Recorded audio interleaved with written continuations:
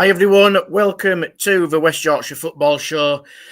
Well, it's been quite an eventful weekend, has it? So from that picturesque fairways of Augusta to the rolling hills of our very own county in West Yorkshire, I'm joined by our own reliable duo of Gaz and Downesy. Tonight we'll be chipping on all things football this evening. We'll just get this golf pun stuff out of the way quickly. We'll be teeing off with the latest stuff from Bradford City as the Bantams scored 4 but left the county ground pointless, whereas the Terriers are having to navigate a bit of a double dogleg in their playoff push as Burton brewed up a bit of a storm at the Pirelli. And in true Rory McIlroy style last night, Leeds United are close to sinking that winning putt, opening up a 5-point gap to Sheffield United. And as well as that, we'll be reflecting on a bit of a disappointing weekend for our non-league clubs too. So hit a like and subscribe on our channels. You can find us at West Yorkshire Football Show on YouTube, at W Yorks Football and X, or you can search for us on Facebook for West Yorkshire Football Show. The chaps don't know this. This is a little bit of a surprise as well. Based on that eventful scene in Augusta last night, in true, quite quirky and local radio style, for those of you who are tuned in and want to get your comments in, let's see if we can create a five-a-side team with golf-related West Yorkshire football players, past and present. So I want one of you guys to come up with a Huddersfield Town one and a Bradford City one as we go through the evening. Bit of a pun. So there you go. I'll leave that one with you down. You don't look too shocked or too disappointed by that one. Whoa. Hang on. So we've got to name 5 town players or city players that have a golf term in their name. Or possibly just one to maybe fill the five-a-side team. Just one each, depending on what we get from viewers. So let's see where we can get to. Jesus, wet. Good evening, chaps. How are you doing? Not good after that intro, but yeah, fair play, Lou. Yeah, good, mate, good. All good in the Huddersfield Town. Hope as usual. Well, I mean, yeah, you say that. Obviously, we did the Town Talk show, didn't we, last night? Me, you and Kane, and that was a lively debate for an hour and a half with plenty of comments coming through. So we'll touch on a little bit of that. We'll first of all kick off with our very own Aki Gaz. Listen, we feel privileged that Gaz has joined us tonight because he's already preempted before we even gone live on air that we're lucky to have Gaz on the show tonight because he still feels slightly broken from the weekend. That's it, Gaz. Take a sip of your drink. This is a cathartic experience for you, sir. The floor is yours. I haven't really spoken about it. I didn't speak until about 10. Apparently, I barely said a word until about 10 o'clock on Saturday night. The game finished at about, it kicked off at 12:30, so it finished about 2:30. And yeah, I barely said a word to anybody till about 10 o'clock at night. I just felt absolutely broken, defeated, gut-wrenched, insert negative term here. It was just... And that's, like I said before we went on air, that's despite the fact it's not a playoff final. It's not the last game of the season. But the things that went on in that game, the way we lost it, it just felt really, really significant. Yeah, and I've been hammering the keyboard on Twitter and ranting and raving on Twitter and this, that, and the other and speaking to people on there, and everybody's of a very similar opinion. Some people have calmed down quicker than I have. Some people are probably still as het up as I am. But I haven't really been able to discuss it using my voice because how do you talk about it? I don't know how the players and the manager get over that, and I don't know how the fans get over it. I mean, some fans obviously feel like they have got over it already, but personally, it just feels like it could be a catastrophic blow what happened in that game to our hopes for the not necessarily for the playoffs, but for automatic promotion. It feels like it was a final nail, not a final nail in the coffin because we are still second, but it could end up turning out that way because of the consequences and what it means for the rest of the season. Starting from early stages of the game, guys, I mean, I'm listening to it on the radio going to Brighouse Avenue as well on a Saturday.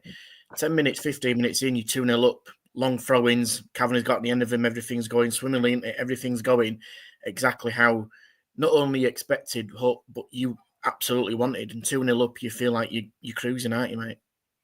Mate, we were flying. I was a little bit nervous about that game. Our away form's terrible. We've won 5 away games in the league all season. Swindon were unbeaten at home since November. They were scoring goals for fun, left, right and centre. Really, really in good form. And the way we started that game was exactly how you would have wanted us to start the game. And it really looked like, after however many months it's been, we'd finally worked out how to play away from home. And we started brilliantly. And we dominated the game for the first 10, 15 minutes. We're 2-0 up.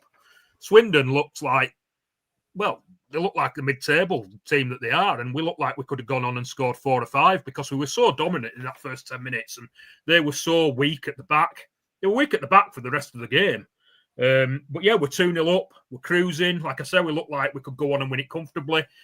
And you're so like pleased and delighted that how your team's playing, and you think this is it. We're doing what we need to do. We're setting ourselves up to get automatic promotion. We're finally going to do it. And then Richie Smallwood does what he does, and it turns the game completely on its head.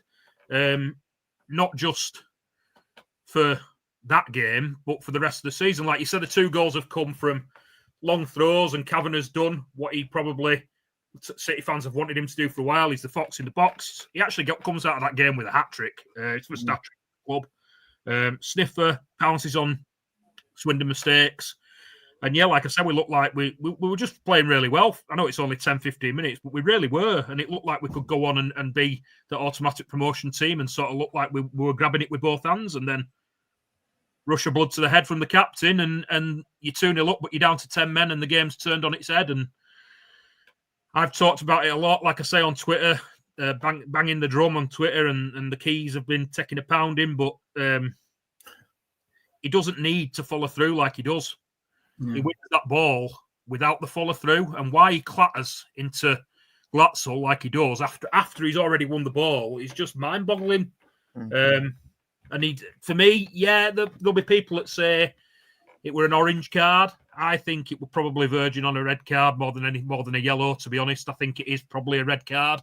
I think what irks City fans is that we've seen challenges like that all season go unpunished, probably not even get yellow cards. But by the letter of the law, it don't matter that he's won the ball. It's a dangerous tackle. It's high, and he follows through. And why he's done it, only Richie Smallwood knows. There's people following City who say that he's tackled like that regularly throughout the season and got away with it. Maybe he has, but we're going to catch up with him eventually if he did, because it were high and he didn't need to follow through like he did. And for the rest of the game, it became evident how big a player Richie Smallwood has been for us all season. He's a lot of people's player of the year. He's probably my player of the year up to date, which is a big thing because he's taken a lot of criticism during his time at City. But he's been really good this year. But it showed on Saturday. We weren't just down to 10 men. We were down. We lost the player that knits everything together in the middle of the pitch, and the midfield just fell apart, and there was just no protection for the back four. And yeah, it was like a double whammy because you weren't just down to 10 men, but you were missing an integral part of the team. Your captain, your player of the year, the player that knits it all together. And we're not just missing him for that game. We're now going to miss him for 3 games, 3 out of the last 4 games of the season. And I look at the squad that we've got, and I honestly don't know how we replace him. I don't see anybody in that squad that can do what Richie Smallwood does. And that is a big, big worry. And that is what makes me think that it's going to have a knock-on effect in the next 3 games, and it's probably going to cost us automatic promotion. You kind of preempted my next question is, how do you replace Smallwood for the next games that he's going to miss? What does that look like? What do you think Alexander's going to do? If you got any suggestions, Alexander, what would you do at this moment in time? I got absolutely none, mate, because I've said again all season that we don't have any cover for Smallwood in the squad. He's been asked about it previously, earlier on in the season, and he said that Alex Patterson can do that role and that Clark O'Dowd can do that role. We've brought Brendan Kayler in, who is on loan from Birmingham, and apparently he has played as a 6 before, but it's like it's not his best position, if you will. He looks more like an 8, or I think he's played as a wing-back before as well. We were told when Callum Johnson signed that Callum Johnson has played as a defensive midfielder earlier in his career, but there's nobody in that squad that I can see who can come in and do that job that Richie Smallwood does. I really, really don't know what he'll do. What I don't want him to do, I don't want him to put Patterson in that role, because you lose so much from Patterson's game if you have him as a holding midfielder. Yeah. He needs to be able to burst from deep. That is his game. That is why he's good at what he does. It's why he's probably arguably one of the best midfielders in the division. You lose so much from his game if you restrict him to a holding midfield role. I don't want him to do that. I think there's the option. He has done it. He's put Aidan Baldwin in there as a holding midfielder late on in games. Not for whole games, like I said, maybe last 10 or 15 minutes of games previously. Maybe that's an option. So there's a few there, but none that I would say I really want to see him do. There's nothing that I think that'll work, to be honest. It's just going to be, I really don't know. Like I say, I just feel that we lost that game because he wasn't on the pitch, but we could lose automatic promotion because he's not going to be on the pitch for the next 3. I would go as far as to say, and I've seen other people say it, that we had that game won twice, Lou. We had that game won at 2-0. Yeah. And we had that game won again at 4-3. And we'll talk about going 4-3 up and what happened after that. I could talk about that after if you want. But I've seen people say that if any other player had been sent off in that game and we'd have been down to 10 men, but Richie Small would have still been on the pitch, we'd have still won that game. That's the impact that it had. Yeah. Yeah, I hear you. When I've seen City, he seems to be. He's that cog that gets the machine working, doesn't it, for City? In the middle, he's a captain, he's a leader. We said, didn't we, on Saturday between us, it feels like he's going to look back on that thinking, what a rush of blood that is. Seems to be just one of those occasions where it comes out of nowhere. Because like I say, you turn up and kind of touching what you just said, and going 4-3 up after, going 3-1 up, back to 3-3, then to 4-3. You feel like the tide's turning in your favour and you think, like, let's just see this out now, don't you, 4-3? You've got 10 minutes or so left. Brad Halliday, last year's player of the season, does the job again, comes up at the right place, right time. City fans are back amongst the terraces going crazy. And then a bit of another collapse for the last 10, 15 minutes. Yeah, I mean, that Smallwood tackle, just finally on that, it's in the middle of the pitch as well, Luke. It's not in, what is he? It's on the halfway line. It's not like he needs to do it. But yeah, we did. I think we have to discuss Graham Alexander a little bit as well, because obviously for the rest of the first half, we were 2-0 up, and we got battered for the rest of the first half, as we did for the rest of the game mainly. But at half time, he took Alex Patterson and Bobby Poynton off, and he brought Kieran Kelly and I can't remember who else he brought. Another defender. Basically brought 2 defenders on for 2 attacking midfielders. And the way that Swindon were defensively, it just felt like by doing that, it took away any threat that we had at all going forward. And we could cause them problems. We'd proved that throughout the rest of the first half. Yeah, they battered us, but we'd scored a third goal. I think we were 3-2 up, weren't we, at half time? We scored a third goal on the break. They did look vulnerable on the break, and we just took away any attacking threat at all that we had, which was their weakness. What it basically turned into in the second half was attack against defence, because Holloway threw every attacker on that he had, and we threw every defender on that we had. And their weakness was at the back. We needed to somehow... I know why he brought defenders on, but I think when we conceded those last 2 goals, having been 4-3 up, we conceded in the 90th minute and the 95th minute. I think we had 7 defenders on the pitch, and we conceded 2 crosses into the box. That's not acceptable. If you've 7 defenders on the pitch, you don't concede to 2 crosses into the box. You're right. I'm told by people that were there, and I was the same watching it here on the box.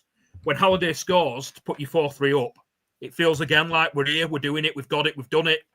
It's there for us to grab with both hands. We've overcome it. We've won 4-3. Let's grab automatic promotion. And apparently the scenes in the away end were represent of that. And they certainly were in my living room here with me and my dad watching it on the telly. It just felt like we've done it. We've overcome it. Yeah. But yeah, 90th minute, cross is swung into the box. Harry Smith gets up above the centre half and heads it in at the top corner. 3-3. But don't lose the game. Don't do it again. Don't do it again and lose the game. And with 95th minute, we've allowed another cross into the box. Shepherd swung his leg at it, tried to clear it, and he's not prodded it past Sam Walker in the corner, and you've lost the game 5-4.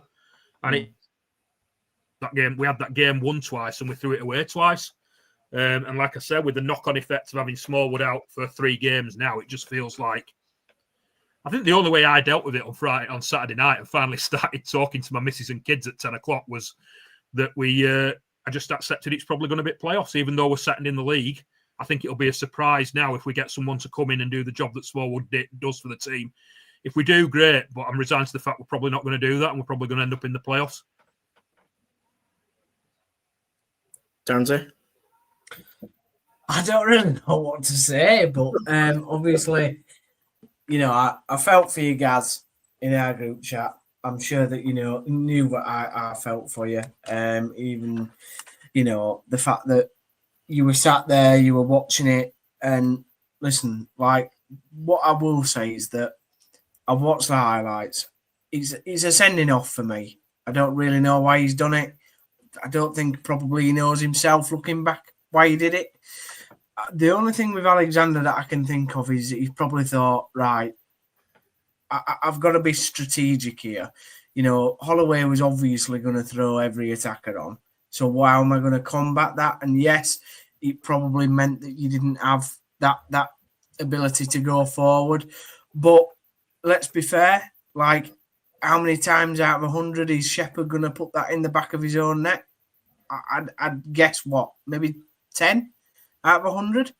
So you've been unlucky there at the end as well. I have to say, Lady Luck's not gone on your side, and it's just got him. But what I would say is, and I get what you're saying about Smallwood and the position that he's in, but this is where somebody now in the squad's got to step up and go, right, our man has sort of let us down there. One of the most experienced of the players, but how are we going to fix this situation? You're still second in the league. You've still got a chance. I still believe you've still got a chance to win this league. If Bradford won it bad enough, you can still win this division. You're only 3 points behind. We've got the table here up. I don't know, Lou, if you want to get it up now, or I can get it up. If we go to the table here. Port Vale there, top 76, Bradford 73, second, Walsall 72, and Doncaster 71. It's still in your hands, mate.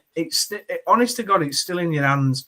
And I just think somebody in that dressing room and on the training ground now has got to go, right, I'm going to step into his position and I'm going to do a proper job for this team. Because this is your big chance to go up now. Honest to God, it's your biggest chance to go up. Don't let it slip. That's what I'd be saying. If I were the management team. That's what it feels like we've done. It feels like we've let it slip. Like I said, we'd finally looked like we'd overcome the away form. We'd won 5 away games in the league all season. It looked like we'd sorted that out in that first 10 or 15 minutes.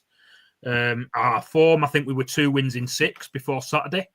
It looked like we'd put a knot in that because we were 2-0 up after 10, 15 minutes. And then the other positive that everyone were excited about pre-game on Saturday was Sarcevic were back on the bench.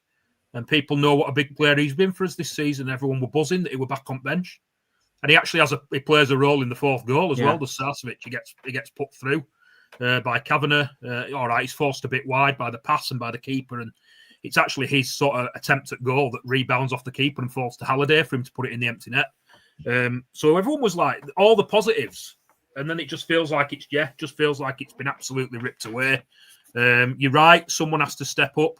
Donny do have a game in hand. Their game in hand is tomorrow night. They are away at Salford, I think, tomorrow night. What we're doing, we just got a weird. Yeah. It's all right. I'm trying to get back to the other screen. What's he doing? I don't know how to do that. Carry on. Hello. There we go. There we are. For those listening, down just pressing all the buttons on the scroll up a little bit. It just feels like you're right. Someone has to step up. Donny, like I said, they're away at Salford tomorrow night. Salford are in a little bit of form. Can they do us a favour? Hopefully they can take points off Donny like they took points off. I think they took points off Notts County last week. But yeah, I just really see a massive gaping hole in our team for the next 3 games. So like I say, it's just really hard to see a positive how we're going to overcome that in these next 3 games. Someone, like you said, someone has to step. It is an opportunity. You're right. It is an opportunity for somebody in that squad to step in. Sarcevic himself maybe is an option to play that role. But then again, you lose so much from his game if you put him in that role.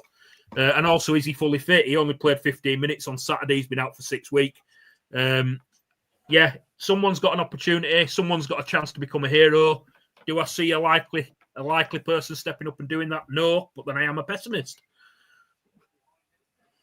let's have a look at the fixtures because you mentioned. I just think you've got, there's. Yeah, I was going to say let's have a look at the fixtures because. To get the fixtures up, Lou. I've just done it for you, mate. So I think there's something in here, Gaz, on what you were saying earlier. Let's have a look at him here because Downes has done a job on it here as well. So we've seen Port Vale, Bradford's fixtures. Sorry for the poor graphic, by the way. It's all right. You're blind, aren't you, Downesy? I think you are anyway. No. All right, guys. Jesus, didn't need to bring my disability into it. You normally tell us on the show. Hell, just because you haven't said it yet. You haven't said it yet. Just because you've had a bad weekend, mate. So let's start Thursday night. City at home to Notts County. Evening kickoff in front of the cameras. You can stake a claim, can't you, Gaz, to kind of say, right, get a win against Notts County. Hopefully put a little bit of Swindon behind you. And then Port Vale have got the pressure on Anthony against Carlisle, who are absolutely fighting for their lives. They beat Morecambe to give themselves a bit of a sniff at hope of staying up with Mark Hughes, which is ironic considering the history of Bradford City. How would you see Thursday going against Notts County? Because they've not been in the greatest form either. And it's one where, like you said, Thursday night under the lights at Valley Parade, it just seems like a bit of a perfect tonic to get rid of the woes of Saturday. Our home form's good, Lou. It's been good all season. We've only lost twice in the league all season at home. Donny outplayed us earlier in the year. And then Tranmere shithoused it, and we didn't deserve to lose that game. And the referee had a huge influence on us losing that game, and we should have won that game. But yeah, Notts County, they're not in great form. Their fans aren't happy either. I would have been, especially after Saturday, if we'd won on Saturday and the game had continued how it did after the first 10-15 minutes on Saturday, and we'd won comfortably, and we had a fully fit squad with obviously Smallwood not suspended and a Sarcevic back fit, I'd have been confident going into that game. I think the worry, like I say, is it's that big hole in the midfield now with Smallwood not there. It's there for Notts County or anybody else that we have left to play this season to exploit. It's a big opportunity for them to exploit that. And also, it's the emotional thing, how the players get over what happened on Saturday. I mean, I haven't as a supporter, so how are they going to do it? I don't know. Like I say, I'm not a great predictor. I'm not a betting man. I'm not optimistic at all for the rest of the season. So yeah, if we are going to make the top three, and we are going to put Saturday behind us, we have to win on Thursday. That's how I feel. Do I think we will? No, but like I say, I'm a pessimist, so I might be wrong. But I think we need to, if we want to make the top three, we need to win on Thursday and put that game on Saturday behind us. I think looking at them fixtures, like you've got Port Vale going to Carlisle fighting for their lives. Hopefully, Mark Hughes can do your job. Then you've got, you're looking at other fixtures that other teams are playing. Newport, a trip to Newport for Walsall. It's not an easy trip. Nobody wants to go to bloody Newport, do they? I don't know if it's on a Tuesday night, but certainly on a Tuesday nobody wants to go. Donny v Bradford's a massive game, absolutely huge. It's like Sheffield v Burnley in the Champ. And then you look at Donny's fixtures. Tranmere, like they're playing Colchester at home. That they're doing all right at Cowley's at Colchester. So there's still a lot to play for. I know you obviously it's devastating what's happened this weekend, Gaz, and I totally get why you're doing it, why you like how you are, and you are a pessimistic chap anyway, unfortunately, even though we all love you to bits. But I honestly would love you to win the last 4 games. Hey, Lou's pressing buttons there. I'd honestly love you to win the last couple of games and just go up. I'd love you to win the league. I think it'd be brilliant. And what I do want to say as well is that you both mentioned Port Vale there. I'm not particularly bothered about Port Vale now. I think they'll win the league. What I want to do, I've said it for weeks actually. I just want to finish in the top 3. We need to match Walsall's results over the next 4 or 5 games, whatever's left. And Walsall are in great form, but they do have Harrogate on the Good Friday, I think. Their fixtures look the kindest of the lot, but then they went and lost at Barrow the weekend. So yes, their fixtures do look kind. We need to match or better their results over the next 4 games. I think that, that's what we have to do. I don't think we'll do it, but that is what got to be the aim. I'd be stunned if you slipped out the top 3, wouldn't you, Lou? I mean, what's your? I know that you're doing the Chris roll tonight. Just because you're doing the Chris roll, don't mean to say you can't give an opinion.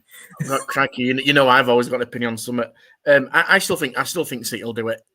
I get it from Gaz's perspective. That feels like it's a real low blow, especially being in 2 winning positions like that. You've lost your captain. There isn't much depth in that area of the pitch. Ironically, City are blessed with a good squad size, but in that area is probably arguably the weakest.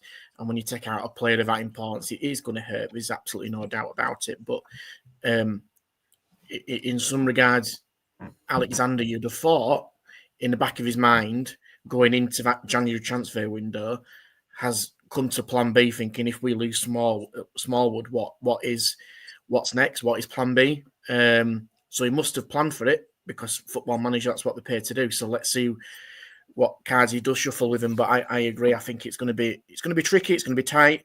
I think we can look at fixtures as much as we can, but you can't predict anything at this crazy stage of the season. Anything can happen. Walsall have stunk the place out since they lost at City. Port Vale have come from nowhere after Darren Moore didn't have the greatest spell midway through the season. Now he's pulled it back. They've come from nowhere. I think City have just got to take it to Doncaster. You said it's a huge game. It's only huge if City do the job against Notts County and Chesterfield, don't they? Otherwise, that might be a bit of either a dead rubber, so to speak, for the playoffs and prepare for them. Alexander's a very experienced manager. Let's not forget it. It's not like, Doncaster's got Grant McCann. All right, he's done all right in the experience that he's had so far. But Alexander knows how to manoeuvre through these situations. This is why you've brought him in as manager. This is what he tried to do at Scunthorpe, and he's tried to do at other places. I solely believe. Gaz, get the beard out, get the mixed grill on. You're going up. Just be honestly, it's happening. You're right. Alexander should have planned for this in January because you have to have a thought in the back of your head. You're spot on, Lou. You should have thought about this and thought, what am I going to do if we lose Smallwood? The position he plays, he could have picked up a suspension at any point. He could always get injured. Anybody can get injured at any time. There should be a plan B in there. He should have this in his head, what he thought he'd do. I would say the only other position in the squad where fans are happy, I think the cover's not quite there, is up front. But Callum Kavanagh has done a great job recently. So people wanted an extra striker brought in as well as Michael Mellon in January, and we look like, touch wood, we haven't missed it too much. Michael Mellon's done a job when he's been asked to, and Callum Kavanagh has, obviously in the absence of Andy Cook. It just felt really, really cruel on Saturday. It felt like about as cruel as football can be. Really, like you say, having the game won twice and then not just losing it, but losing your pivotal player or your player of the year and your captain for 3 games. What I will say on a positive note, if we do get in the playoffs, end up in the playoffs, Smallwood will be back for those. He'll be back for the last game of the season at home to Fleetwood. He will be back for the playoffs, and if we can have our full strength team in the playoffs, obviously, hopefully Sarcevic maintains his fitness till the end of the season and can feature in the playoffs. If we can play our strongest team like we were doing 6-7 weeks ago, we showed that we can beat anybody. So if we do end up in the playoffs, I don't think it's the end of the world. I've wanted the autos because I've only experienced automatic promotion once in my 30-odd years of following City. We've done the playoffs a few times, but we will be a match for anybody with that full-strength team. We've shown that already this season. You have Sarcevic and Point on either side of Kavanagh, and you have Smallwood and Patterson in the midfield. They can beat anybody. It's just a shame that we're not going to be able to see it until Fleetwood on the last day. I thought you were going to say if we get in the playoffs and get to Wembley, you're booking a box like Davies for Halifax. I mean, fair play. That'd be 2 boxes. That bloody hell, he must be loaded. I'm skint, mate. I can't afford it. All them houses working, isn't it? But no, that's. Listen, I hope it's been a bit of a therapy session for you guys. I can see it's still pain on the face a little bit.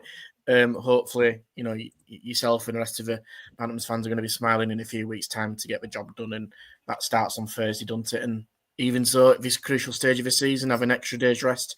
Might play in Jans on Monday at Chesterfield. So do keep in.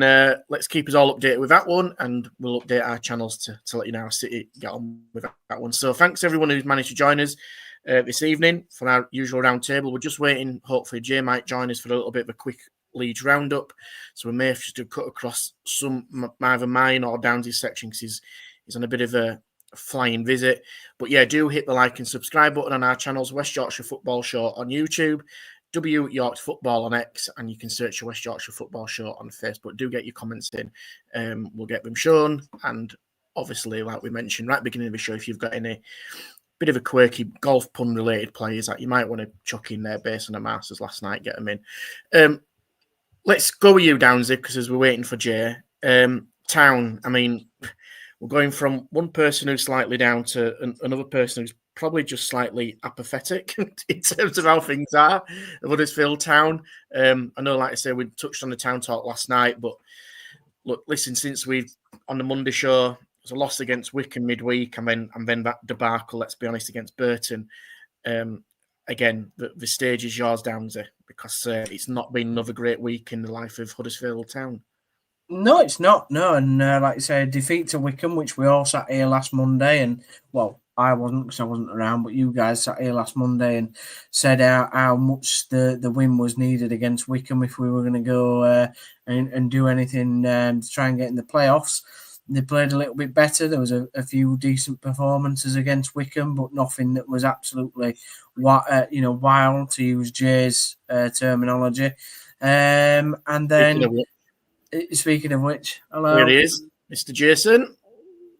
Okay, do you want to do Jay's bit now, and we can come back to the depressive part, or do you want me to carry on? It's up to you. Enough of the depressive part.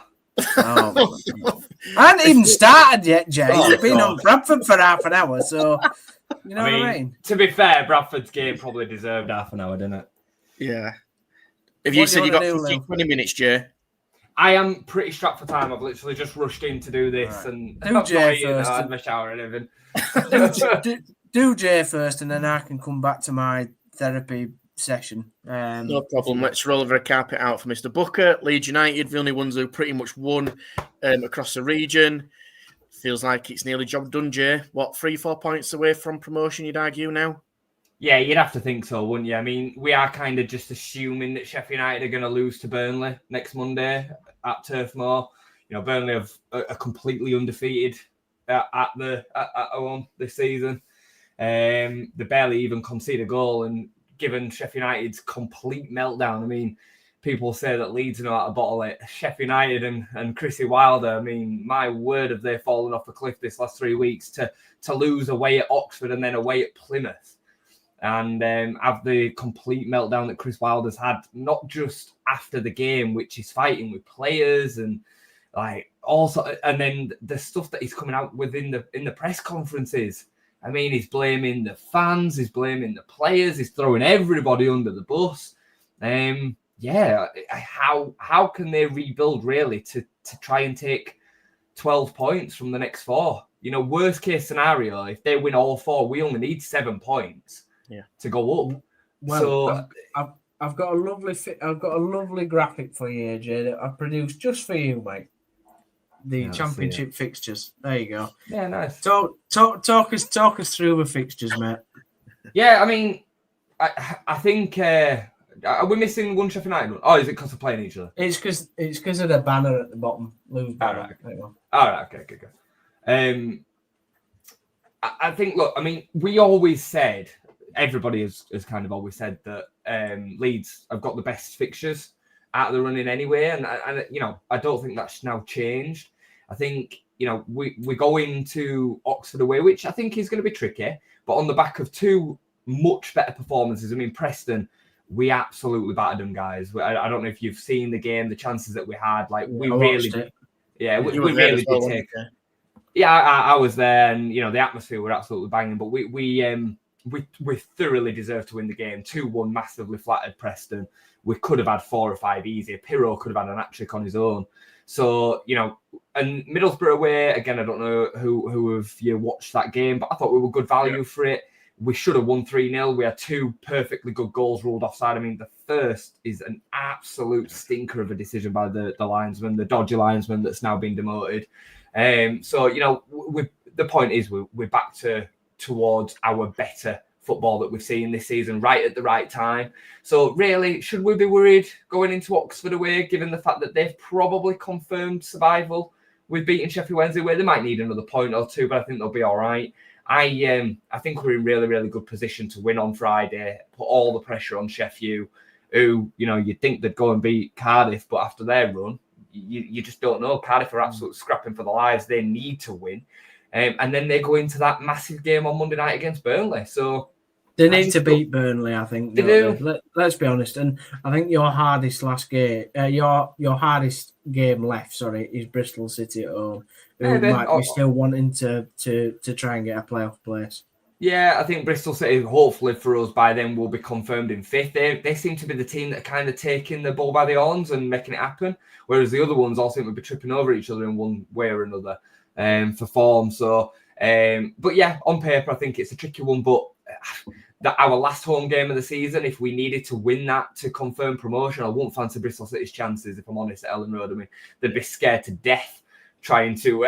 it's very reminiscent of when we got promoted against Bristol Rovers, speaking of Bristol. So, they came to Ellen Road last game of the season and we ended up coming back from 1-0 down with 10 men to win 2-1. It was one of the most bizarre days you'll ever see. So, yeah, I think it all points in the direction of Leeds going up and Burnley, but there is always that game where Sheffield United could make it spin on a sixpence and they could potentially beat Burnley, and then Burnley are feeling under pressure. I just think next game we just take one game as it comes, but I'm really confident going into Friday now. Really, really confident that they'll get it done. Not on the wobble like you were last week before. Because we're a tiny bit, mate. You were a tiny bit. I mean, in the review at Luton, I openly said to Brownie, it were at the first point of the season. It's unbelievable. Right before it then spins back round the other way. But I was even wobbling, and I'd been really, really confident and resolute in it all season. But I was starting to waver because Sheffield United had, they had Oxford to play later that day. It looked like we'd kind of thrown it away. Sheffield United go and lose. We then win the next 2, and it's mad how football can change in a week, isn't it? It is really, really crazy how quickly things can change. So, but and I have maintained this throughout with Brownie in the reviews and on all my socials. You can see we've actually not been in that bad of a position. When they say a wobble, we've lost 1 game in 27. If that's a wobble, then, it just shows how good we've been for the rest of the season. The problem is we've just drawn 1 or 2 games too many over this run. But, if you look at the games in which we've thrown away points through the hologram, we'd have easily been confirmed by now. We would have been. That's not been dramatic. We'd have already been confirmed. Burnley would have been 5 points ahead of Sheffield United with 4 games to go. That's how much better we have been than the rest of the division this season. And we've all seen the XG of the goals. We should have scored another 60 goals now, guys. 60. We've scored 82, which is a record at this stage of the season for a Leeds team. And we're 2 off our best scorer in total of all time in 1969. That's how many goals we're scoring. And we should have scored another 60 according to the XG. So even if you don't believe in XG, just cut that in half. It's still another 30. It's crazy how dominant we've been at times this season. So, look, we've come through the wobble. I'm happy, and I really, really do believe. I think we win Friday. I think Sheffield United probably win as well, and then I think they drop points against Burnley and we get it done against Stoke. That's what I think is going to happen. It'll be very, very interesting now because I think that you're going up. But I've said that all season. To be fair, I've said that I think you have got the best squad. Farker is the one that the type of manager that should get you up. But it will now be so interesting going into a summer where for the last couple of years the top 3 have all come back down, and that's happened now, and I think it has been a debate this season. I truly believe that Leeds are the only club that seriously can affect that continued scenario happening next season, because I don't see Burnley spending anywhere near enough money. I can't, and I don't think you won't see the same defence. Parker's done amazing at Burnley to only concede 13 goals, but I don't think you'll see that in the Prem. And whoever comes up, whether it's Sheffield or whoever in through the playoffs, I don't think you'll see they won't be able to survive because they won't be able to A, spend the money, but B, I don't think they'll have the base of the squad that's good enough. Mm-hmm. If Leeds don't survive next season and you come back down, and like you say, even if you go and spend 100 million or whatever, you might as well just shut the Premier League off because there ain't going to be a club that's got a better squad than Leeds United in the Championship ever again. I truly believe that. I honestly believe that. I think you do make some really, really valid points. I think, the potential that we've got within the squad and the progression that is still there within the squad leads on to a set of players that have got another level that can go on. Whereas I think Burnley and Sheffield United on the whole don't have that. I don't think they have when you look at the likes of Brownhill and O'Connell and, these teams, Ashley Barnes is still playing at Burnley for Christ's sake. These players haven't got a Premier League ceiling for most of them, where I think of the likes of Outenacker, Joe Rodon, Jayden Bogle. These players have all got more to give that they can probably step up with. And then if you back that with the 49ers, good recruitment that they've shown through both of their 2 seasons in charge so far in the Premier League, with the attraction that Leeds United can bring over Burnley and Sheffield United, because I think you'd all agree that Leeds can attract a higher quality of player than Burnley and Sheffield United, I think we likely have the best chance to do that. So I would agree with you. I think it's a bit tricky because I think the last 2 seasons, I think the season before when Burnley, Sheffield United and Luton came down, they were so weak that it kind of set this precedent that we're now just looking at these relegated teams or these teams towards the bottom and thinking, they can't survive. But Sheffield United were in a bad place. Luton should never have been there anyway. Burnley under Vincent Kompany kind of just gave it away, didn't they? And then this season, Leicester and Southampton have been so badly mismanaged with recruitment, the managers in general, the hierarchy, everything that's gone on around them club just stinks. And Ipswich are, again, they're like Luton. They're a League One team, really, that are trying to push way beyond themselves. I think, Lou, you'll agree with me on this. So I do hear this argument around a Championship club can't survive, because I look at 17th and 16th and I see Wolves and West Ham. And Wolves have got the likes of Cunha in the squad. West Ham, Paqueta and some of the players that they've got. Kudos. They've got monster players in, and they are the worst of the rest. And then you look at Manchester United and Spurs. It's crazy, isn't it? Like, it is really good. So I hear both sides of it, but I do think that the 6 teams that we're talking about that have been relegated over the last 2 seasons are not a good barometer as to whether a well-prepared Championship squad that is the best in the league can stay up. I hear you on that. Yeah, do you hear me? I get you on that. I just think it will be a very good barometer to whether you might as well just shut the Premier League off. The other thing that, and not to throw a negative on it or anything, because like I say, you have deserved to go up, is can Farker actually manage in the Premier League?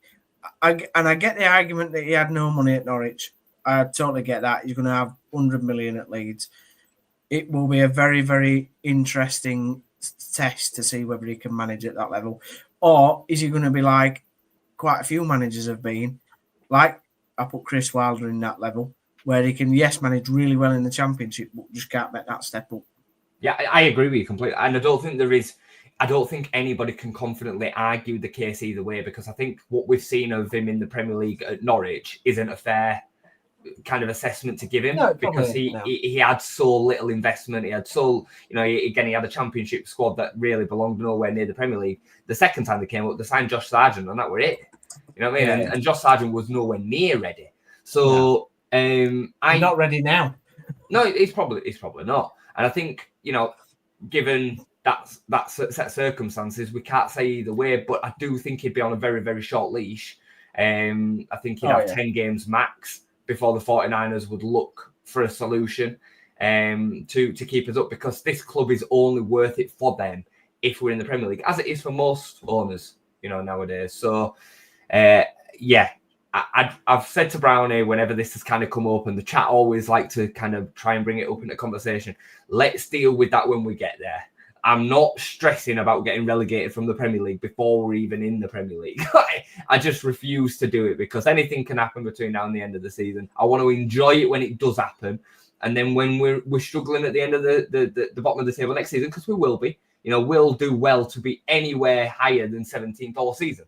And I would take 17th on goal difference on the opening day. Like, I'm well aware of how difficult it's going to be. It's going to be nothing like that Bielsa season 1. Nothing like it. I think there is some fans that think because this squad is better than that one, we'll see a replication of that. We will not. It'll be nowhere near. So, yeah, I'm just choosing to live in the moment, enjoy this as much as we can for now and worry about next season. I was just going to come in, but I think you covered it there. I was just going to say about Farke. I think I was literally going to say that he won't have long if it's going wrong. They'll get rid of him. That was the point I wanted to make. And then obviously you mentioned West Ham and Wolves, and I think it's worth noting that West Ham's squad should be doing a lot better than it is. Yeah, sure. They should be mid-table minimum with that squad that they've got, and it'll be interesting to see if the manager change in the long run. Obviously, Potter's come in now; he's been there a while. Can he get them going to where they should be? Wolves are another one because you look at them and the impact that their managers had, and he's turned them around big time compared to what they were like under Gary O'Neill. They look a totally different prospect now. So they could do better next season as well. But again, there's talk about FFP around Wolves. So is he going to have the capacity to do what he wants with the squad? And you aren't going to have Everton. And you're not going to have an Everton down there, are you? Let's be honest. No, Moyes will get them going again next season. Obviously, United and Spurs. It'd be great if United were in bottom 3. Be great. I'm not being harsh here, Jay. And obviously, I think you would expect this comment. But for Leeds and Man United to be in bottom 3, be pretty good. I'd absolutely love a relegation battle against Man United. Imagine how much fun that'd be. We're now watching Sheffield United's results. Imagine watching Man United's to see if we've gone in front of them in table. Sky would hate for 18.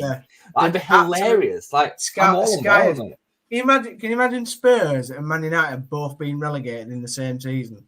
It never happened, but I know this is purely hypothetical, but if you said to me now, right, Jay, you've got the opportunity to go into the last game of the season, you're 18th and they're 17th, and they've got X team and you've got Y team, would you take it? I would absolutely. With one game left to play, we win and they don't, and we stay up and they go down. I would take that right now. I swear to you, I would, because I think it's very conceivable that we could come straight back down. Imagine that for an opportunity. I absolutely love it.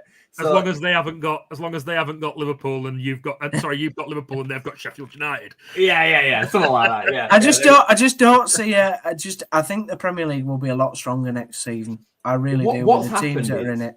What's happened, boys, is that, once upon a time, you remember when Eddie Howe got Bournemouth relegated, there was always one or two of them teams that could have fallen into that trap, a Fulham, a Bournemouth, a Brentford, or whoever else replaced them in the Championship at that time, a West Brom or whoever.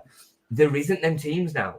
No. You're looking at the Premier League and you're looking at these teams at the bottom 3, and then everybody else is another bracket in front. There needs to be another league almost. I mean, I'm almost at the point where we think, right, do we make 18th a playoff? We've got in certain other countries where 18th plays 3rd. Well, years ago when the playoffs first came in, that's what they did. That's what it was when the playoffs were first. Is it 87, 88 was the first year? Yeah, Charlton won it. When it Charlton that won? Charlton beat us. Charlton beat us in the first ever playoff. I'm because it actually makes a bit of sense if you think about it, doesn't it? Because we're now saying that the bottom 3 have got nothing to play for. Well, imagine if, maybe not Southampton, because even they couldn't be in the equation, but Leicester and Ipswich would still have 18th to play for, and it'd make the relegation battle a bit interesting, and then there'd be a playoff against 3rd in the Championship. I actually think it makes a lot of sense. So anyway, that's a completely different conversation. So I do think it's a massive, massive challenge, and it would be all on recruitment.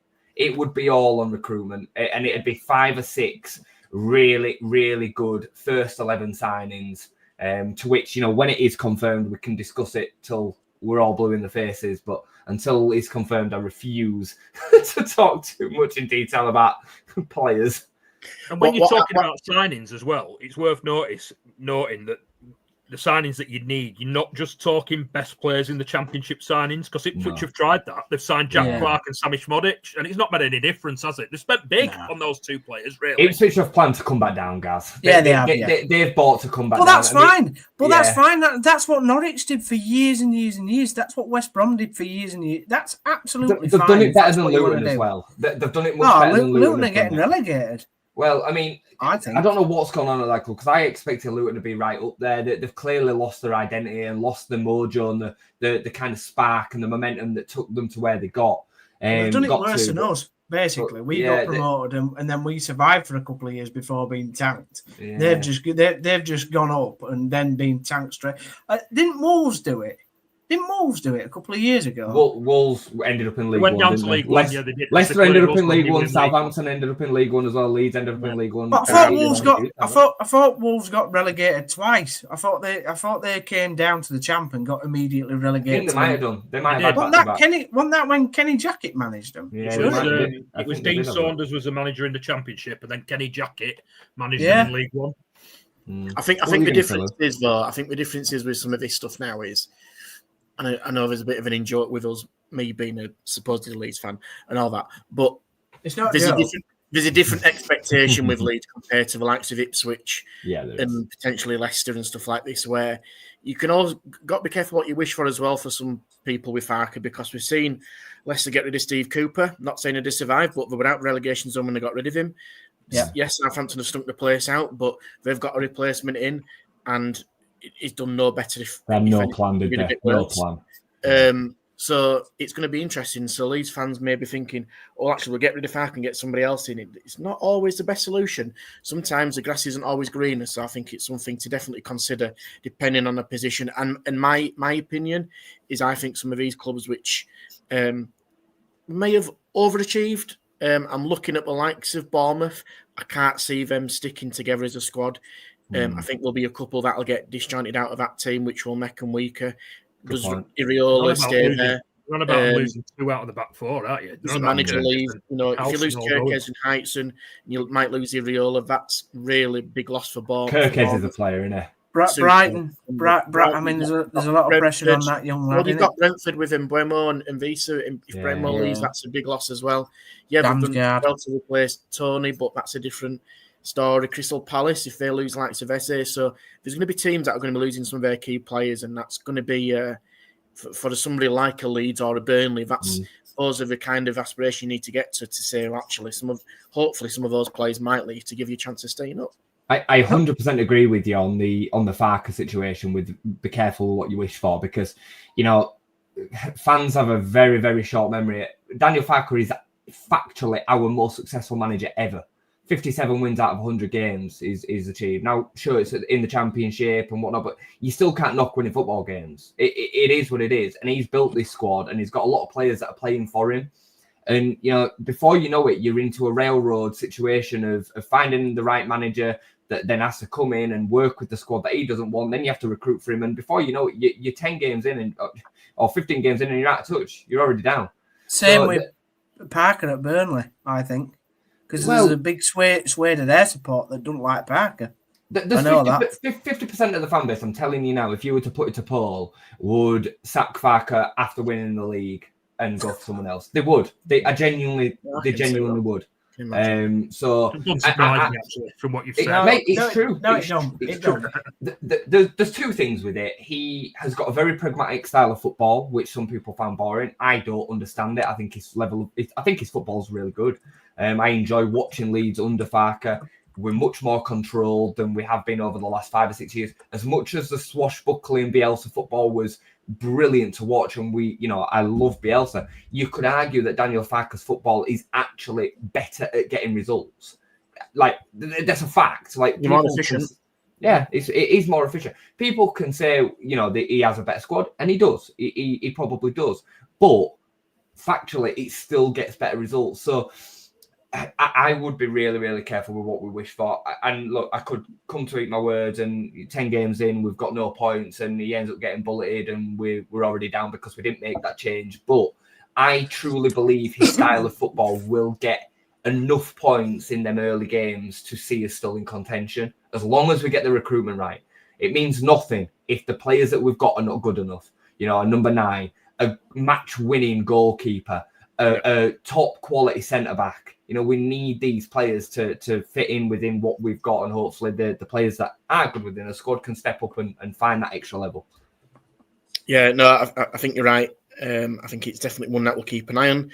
Like you said, the job's not been done yet, but you're probably about 3 or 4 points off from doing that. Obviously, depending on what happens with Burnley, Sheffield United, we've seen what happened there. And yeah, like you say, Oxford away, tough game, but I mean, it's won without being defeated. So you take a point, you run away from a point there, you're a point closer to promotion. Yeah, I think a point wouldn't be a bad result. I think a lot of Leeds fans would disagree with that because they see the name Oxford and don't really think about the context. But we've seen a point away from home be a pretty good result. You know, that Luton point, as an example, at the time looked horrendous, but it actually now looks pretty strong. You know, given especially what Oxford and Plymouth have both done to Sheffield United. So I wouldn't be too upset with the point on Friday and then go and win at home to Stoke. I think either way it'd take us up because I think Sheffield United win and then lose to Burnley anyway. So yeah, I completely agree with you, mate. But I'm actually confident that we'll win the game on Friday. I think the players have overcome the wobble, if you want to call it that. We've come back with 2 massive wins, and I think they will just be so motivated to get it done on Friday. I think we'll win Friday. I think it's done. I think there's still a part of me that won't say it's done, but I think if we win Friday, I think it's done. Because 2 home games, Sheffield United's games to come, the points gap just be too much. So yeah, I'd be confident at that point. Right, let's check in next week. Let's see if Jay's got the open bus parade going on. Oh, I do disappear and move on. Can I just answer Chris's question? Oh, I'm going to ask, did you want to answer it, or was just yeah. Right, okay. I'll answer it just because I think it's interesting, and I'd be interested to know what you guys think as well. So everyone who's listening who can't watch us, so Chris, obviously normal host of a show, is unable to make it tonight, enjoying the holidays. How do you reckon Bielsa's style would look with a current Leeds squad? Jay, go. I actually think it would suit really well. I think a lot of the recruitment that we've done under the 49ers would have suited Bielsa to the ground. So I'll look at the likes of Jayden Bogle, Junior Thurple now playing the way that he is. Ethan Ampadu would be literally the perfect number 4. The Calvin Phillips under Bielsa as an example, he would be that. You know, we've got the ball playing kind of carrying centre back in Joe Rodon, very, very similar in the way that he looks at championship level to what Ben White used to do. I mean, very, very similar. You know, the argument would be the number 9 would be a problem. The number 9 would be a problem in the Bielsa system because Bamford's not fit. Pirro would not have survived under. It would not have survived under Bielsa at all. But I think the wingers would. You know, look at Jack Harrison, Helder Costa, and I compare them to. I mean, he loved Dan James. Dan James was his man, and Manor Solomon on the other side would be a perfect Bielsa winger. Outenacker, imagine Outenacker in a Bielsa system, Blue. I mean, he would be a ready-made Bielsa. Yeah, a ready-made Bielsa player. Would probably miss a 10, a Pablo Hernandez, but we miss it in this system anyway. Yeah. But I think this is one thing I said to some of the guys, and I don't know if I said it to you, but you probably think the same as me. The number 10 for me is a very different position from what it was 2-3 years ago to what it is now. It isn't your creative orchestrator quarterback role. It's a bit more of a high presser link-up play man. That's a little bit tenacious. It's kind of using that analogy, a bit of a Yorkshire Terrier that he's a bit of a nuisance. I don't think it's the classic number 10 of what we've seen in recent years. I say it to him blue in the face, and people choose to still ignore it and just say that the G&A don't get any goals, don't get any assists.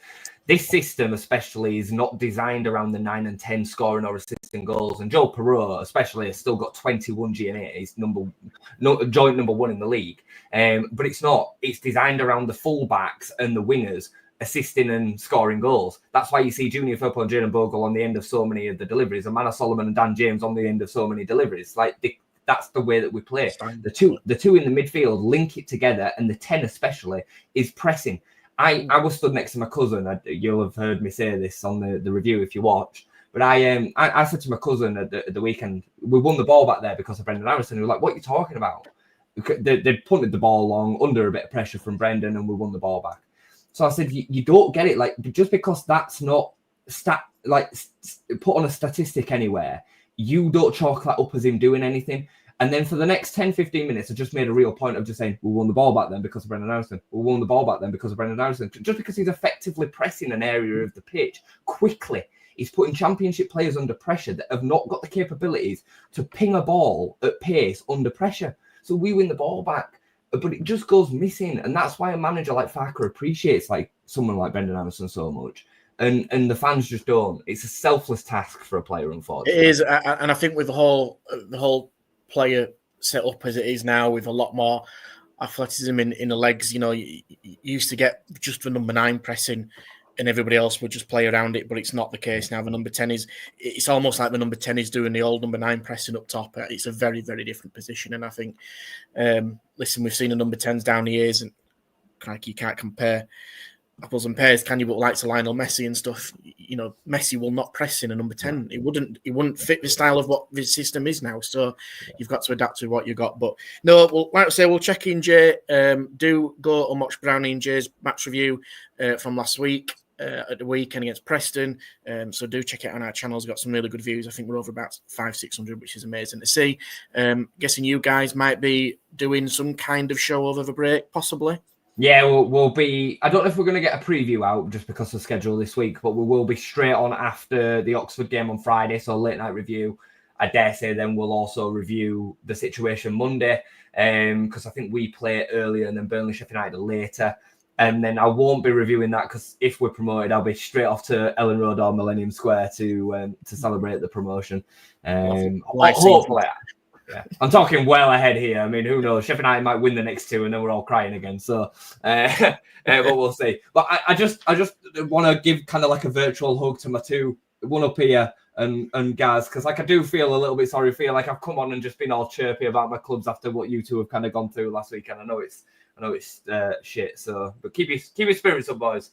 It's probably a good job you missed my bit, mate, because that was bloody depressing with that. Well, I've come on and done 15 minutes, so that means the rest of the 45 minutes for you guys. So. And it's probably a good job that you might be going off for my bit because it's going to go back to being depressing to be honest. But you can stay on if you want. Well, I know I do have to go, unfortunately, and I will do my best to spend some time with you on a Monday night in the future and stay for the whole show. But guys, just before I do go, I will say you boys are still well in it. Okay, that's what I said. Don't lose hope on it yet. You're still well in it. You've got it all to play for. Donny had the opportunity at the weekend and fully threw it away as well, didn't they? Walsall can't win a game at the moment. They lose again. Walsall must be fretting every time they go onto a football pitch at the moment after the lead that they had. So I still think Bradford will do it. Even though the weekend was really, really bad, you have to bear in mind that you were down to 10 men for 75 minutes of that game or whatever it was. And you still took it to the very, very last second. Yeah, you showed naivety. Yeah, there were problems that came in it, but the fact that you were still even in that game at 4-4 with 10 men for so long, I think shows a lot about the boys. It's you obviously watch it if you want to, but it's more that Small was missing for 3 games and the effect. Yeah, I know. And the effect that it had on Saturday. It's not like just missing any old player; it's missing the player that knits it all together. He's an idiot, isn't it? Like a double whammy. The lad's a bloody idiot. I mean, at 2, there's not else to say to it though, is there, Lou? I mean, at 2-0 up. To be doing that, sorry, I know I'm going off on a tangent now. But like at 2-0 up, to be doing that as the captain, like just keep it together. It's just so unnecessary. Like if he's through on goal and he's sent off because he's made a last-ditch challenge, you can kind of excuse it. But in the area of the pitch that it's in, it's just like exactly. Yeah, crazy. Now that you've had your positivity about Bradford, any for town? My positive. No. I don't want to say this. I don't really want to say this because it's probably going to seem like I'm being like a bit slap-handed, backhanded compliment. But I see the positive in it that you get to have another go at being towards the top of the league next season. Like for me, it's probably done now. At least, and I mean this in the best way, Downes. I promise you, I do. At least you're not going up in a bit of a shit show, underprepared. And just finishing bottom of the league next season. Because with the way that Town feels from the outside, as a fan that doesn't really know much, that's probably where you would be. If you would somehow bluff getting promoted. So at least you've not got that. At least you can make a proper tilt at actually top 6 next season. And you've not got that kind of doom and gloom feeling from day one where you're just going to finish in the bottom 3. That's the only positive I can give you. It's all right. So, It's quite a good one. But yeah, I think it's real. I think it's genuine. So yeah. All right, boys. Cheers, Jay. Thank you Cheers for very joining me. much. Have a good Nice one. one. Take it easy, guys. don't know if that segues you nicely, Lou, into back to town, but Yeah, I was just going to say then on the back of that optimistic feeling there from Jay. back to the depressive. So yeah, we lost to Wickham, and it was a shit show against Burton, as we talked yesterday on the Town Talk show. Please do go watch the show with me and Lou and Kane, because we go into it in quite some depth, and it's just embarrassing. And we're stuck there 9th now in League One, and it's just depressive, mate. And you just see what's going on. Mr. Bell's just chirped up, but I haven't missed shut time, up, but Chris. excellent. There you go. Obviously, what's come out today, and I have managed to whip it into the graphic section. So we'll just show this now. This has been leaked today. Well, I don't know if it's been leaked, but it has been put up by Henry Winter. Obviously, It's from the FA. The FA. he's from the FA, yeah. So it's not leaked, but I don't know whether they go out the way to promote these things. But anyway, this is agents' fees across the season, across the last year, sorry. And as we can see there, Huddersfield Town have spent double what promotion-winning and title-winning Birmingham City have. They've spent £370,000 more than Wrexham, and they are the top of the division for what they've done in agents' fees over the last year. And honest to God, I don't know where that money has gone. I honestly cannot tell you. Well, if you have a look on the embarrassing on the FA website, there's another file of it, football agent transactions. So that does drill into of not necessarily the values, but the players who and their agents and kind of what that looks like. Yeah. So it's that's come out today, which has just set off an absolute more crapstorm over Cartwright and his role within the football club. It's just all bad feeling, Lou, to be honest. And we go into Good Friday against Cambridge side, who let's be absolutely honest, we smashed them 4-0 earlier in the season. It was one of the easiest games I've seen in a long time. If we can't beat Cambridge, who yes, they're going to be a different side now than what they were. I don't know what it says about the players. I honestly don't, because yes, they're going to be fighting for their lives, just like Burton were, but they are a terrible football team. And honestly, if we lose on Friday, the atmosphere is going to be, well, there'll be nobody there, but the atmosphere will be horrific. 2 points from me, Downsy. The first one is that graphic that you brought up with agents' fees. How badly managed must Town be? Oh, it's scary. How bad is that? That is just terrible, terrible management, isn't it? Whoever's in charge of negotiations or transfers, you talk about Cartwright. It's another thing to beat him with, isn't it? That was my first point. The second point is Burton. What a job Gary Bowyer's done at Burton, by the way. I think he's done a fantastic job, because they look dead and buried. Yeah. He's not remembered fondly at City because his football was very, very negative. But blimey, he's got him out of the relegation zone now, hasn't he? Which is some turnaround there. Well, it's still negative at Burton, because they absolutely, make the most out of players going down and goal kicks and all the rest of it. But it's working for him, and fair play to him. And the lad Burrell, who was up top for him, it was one of the best centre forward players I've seen this season. Was he really? Yeah, he used to be at City. Yeah, he was on loan at City and hardly kicked a ball about 3-4 years ago. Yeah, it's one of the best centre forward games that I've seen in League One this season. He was winning everything, beating men, holding the ball up. It was absolutely superb. A perfect centre forward game on Saturday against Town. But yeah, just the agents' fees and it's just another negative around the football club. And I don't know, lads. There's talk about very few season tickets being sold. The players are not playing for worthy, it seems. Worthy sound absolutely depressed after the game. So did Johnny Ogg. It's just there's so many problems, and I can't wait for the season to be over. And we've still got 4 games left. I can't wait for it to be over, and I can't wait for the majority of this squad to be sacked off. And I hope to God that we get a director of footballing that can actually manoeuvre in the market. We sack 3/4 of the squad off, and we just literally start again.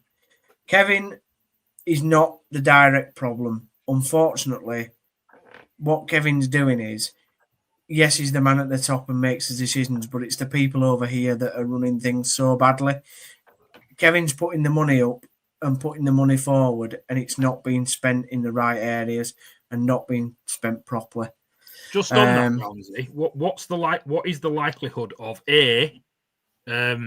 Cartwright going or being removed from his position? What is the likelihood on that? Because I know it's something that you and other Town fans have wanted for a while. So how likely is that to happen? And B, what's the situation of the squad? Because I know you were saying at the end of last season that a lot of the squad that you would want rid of was still under contract. Is that going to be the case again? Yeah, no. So on the contracts thing first, I think it's 8 or 9 players that the more experienced lads like Danny Ward, Matty Pearson, Tom Lees, Josh Ruffles are all going to be out of contract. Just get rid of them. Just start again. They've been here 5-6 years now, and they've been part of a losing culture at the football club. They might be nice lads. They might be. I don't know them personally, but they're not good enough for what the football club needs right now. And the football club needs a total restructure and reculture. And Duff couldn't produce it. I wouldn't have sacked Duff. We might as well have stayed with him until the end of the season. I think that's another mistake that's happened. As for Mark Cartwright, as I've said all along, by the way, and I've been very, very forward in this, the abuse that Mark Cartwright has got from Town fans, A, needs to stop, and B, has been pretty bad and disgusting on some levels. But on the other hand, he's not doing a good job. He's not doing the job that Town need him to do. He's been part of this failing culture now for 2 years under Kevin Nagle's ownership, and he's probably the main reason why we are in the position that we're in. Do I think he'll leave? It's on a 50-50 edge, Gaz. I think it's interesting that he doesn't come to games anymore. He's not commenting on... he didn't comment on Chapman's new contract, young goalkeeper that's played for a lot of time this season. So there were no comments from him. In fact, the only comments were from Chapman himself.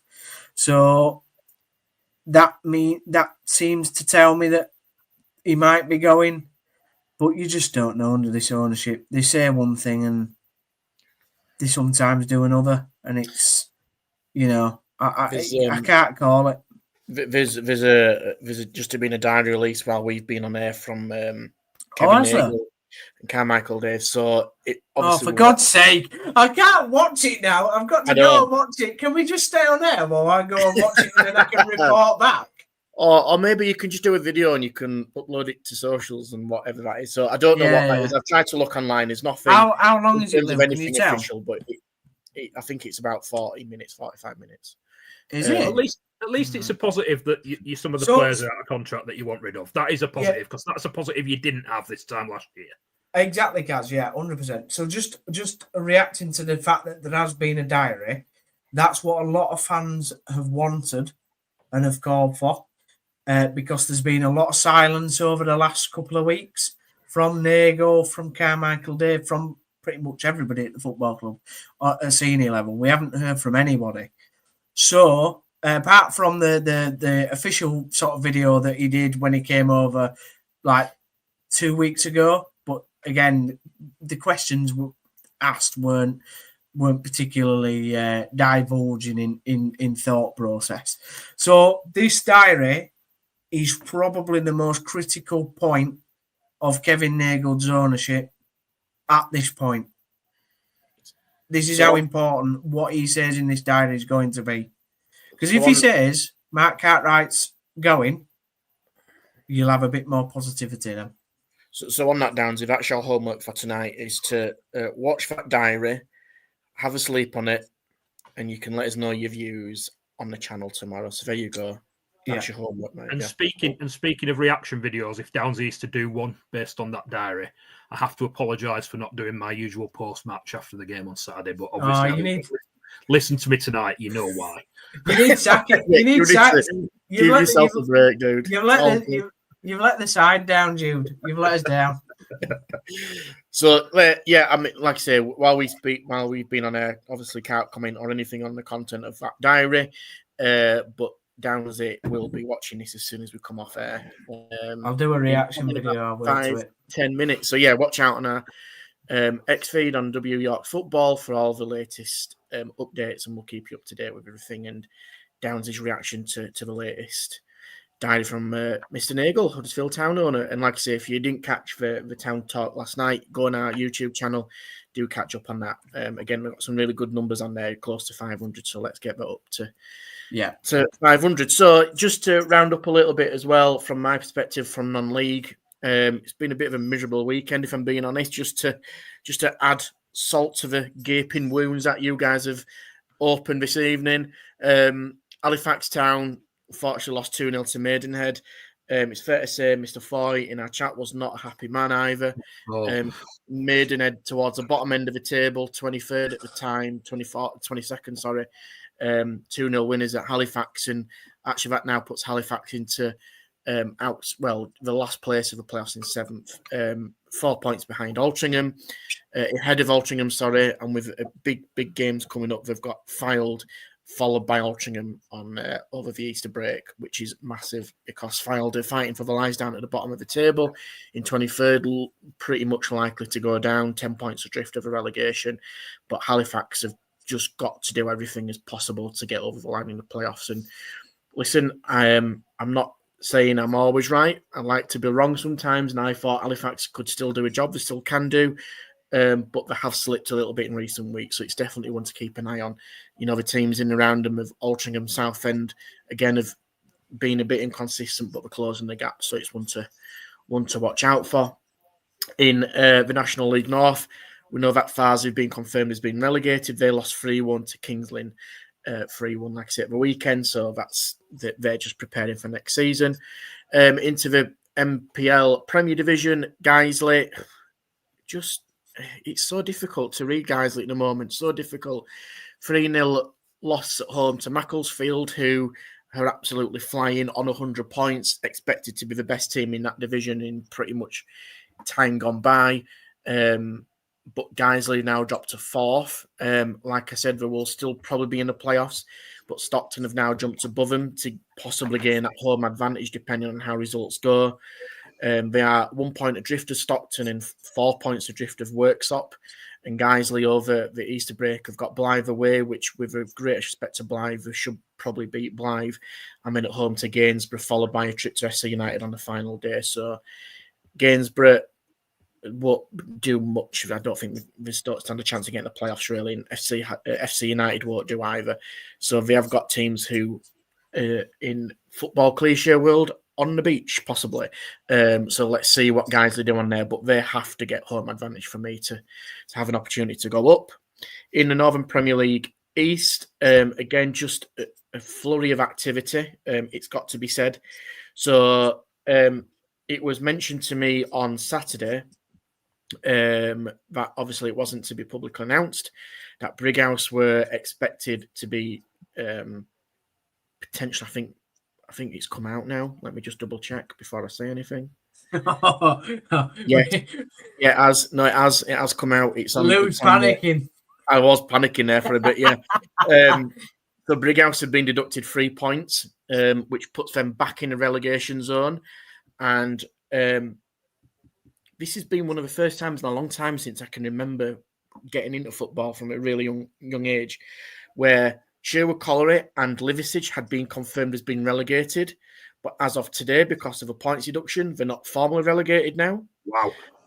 Yeah, which is crazy to think, where only a couple of days ago you're demoted and now you potentially still got an opportunity to stay in the division based on what's happened at Brighouse. So that's incredible. It is. It's amazing, isn't it? And this is the state of the league at the moment, where there's such a fight to stay out of that relegation zone. Liverpool have been poor in recent weeks in terms of results, and Sherwood Colley, I watched them the other weekend, and with respect, I wasn't massively impressed either, so it doesn't surprise me down there.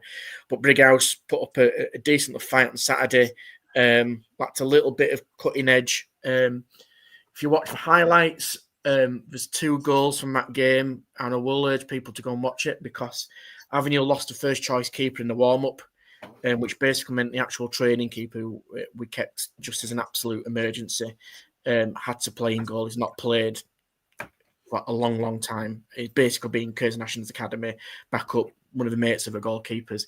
And the goalkeeper for Brighouse has hit a 65-yard free kick. It's gone over the lad's head and into the roof of the net. What a great welcome back to going back to football.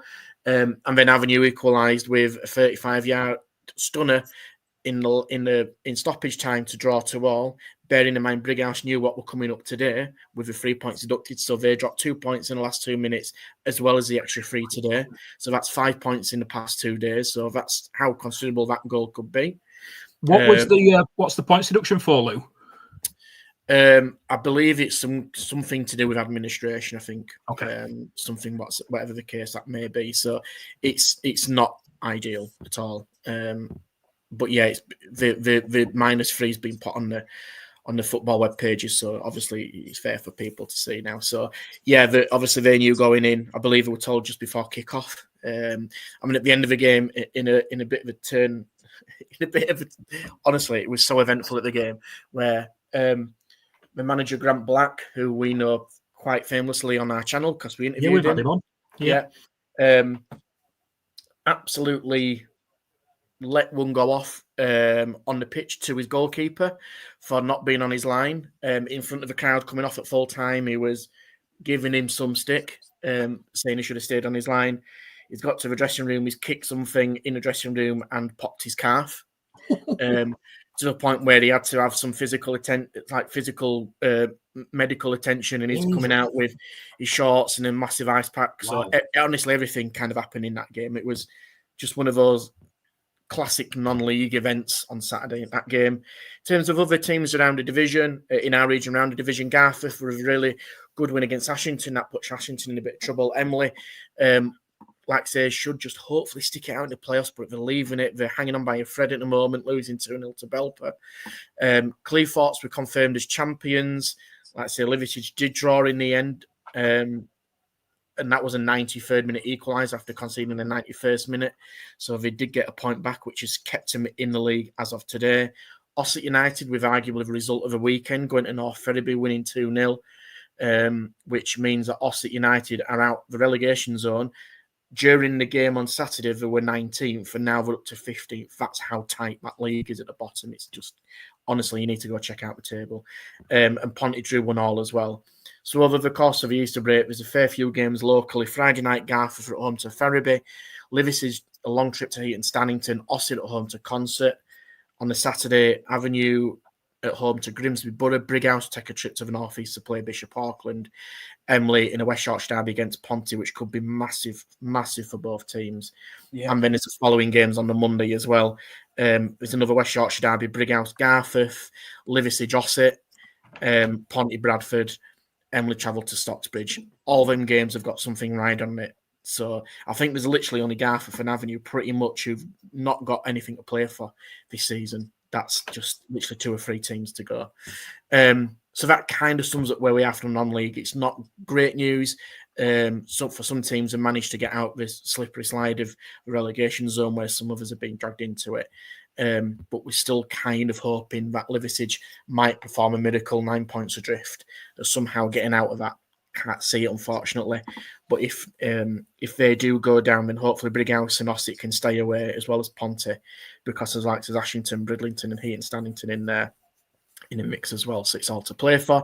And finally, from a North East Counties perspective, we were hoping tonight to get some representation from our West Yorkshire teams based on the playoff games, and unfortunately we didn't go in our favour. Galka United lost to Beverley Town 1-0. Quite an odd game by all accounts. Somebody I know went to the game, said it was just a really bizarre game, but it's got to be said, Galka from ironically called the village because they are literally a village in the middle of nowhere in, the back end of Huddersfield. We're playing in front of 1,100 people at that ground, which is unbelievable. So a fantastic effort from everybody involved to keep that game on, but lost 1-0. And Fackley put up such a resilient fight against Hallam, and by all accounts had a fair few opportunities to maybe nick that one as well, which would have been something else if Fackley had won that. So unfortunately, both our West Yorkshire teams are out, which means the final is between Hallam and Beverley.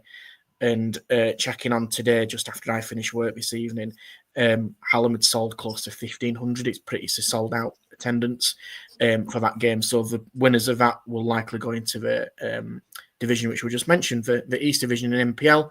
There's other teams in around there coming up from the Northern Leagues, there's likes of Redcar as well. So it's going to be another interesting one. Blythe obviously coming down the league as well. So it's going to be another real jam-packed division in there next season. And hopefully some of our teams in the North East counties can go one step further, as well as those playoff fixtures. A big shout out to Horbury Town. One thing I have got right this season, chaps, I backed them right from day one. Officially announced as champions. So they won 4-1 at Maltby Main in front of nearly 300 people, and they've managed just to stay afloat in their top spot ahead of One Town, who finished at the moment 1 point behind in terms of a regular season, and Wakefield, who, if it wasn't for such a bad start to the season, would have probably won that league. In the end, with 4 points adrift of Horbury. So in terms of how that looks in the playoff situation coming Saturday, Wakefield are at home to Durning Districts and One Town are at home to Ilkley.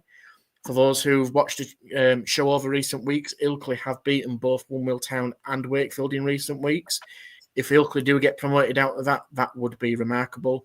They absolutely can do it, but they are, they're not favourites at all compared to the strength of what Wimble Town and Wakefield and the facilities that they've got now at Featherstone Rovers. So we never know. We can hopefully get one of our teams in a non-league pyramid up divisions with Ilkley in our region. You were the only one to predict Horbury, weren't you? I'd like to think so. Yeah, I'd like to think so. I'm quite happy with them. Brownie never mentioned it at all. No, it just never did.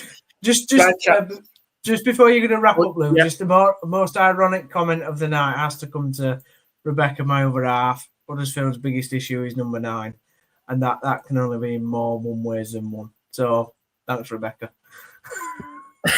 Nice to see your loved ones are tuned in.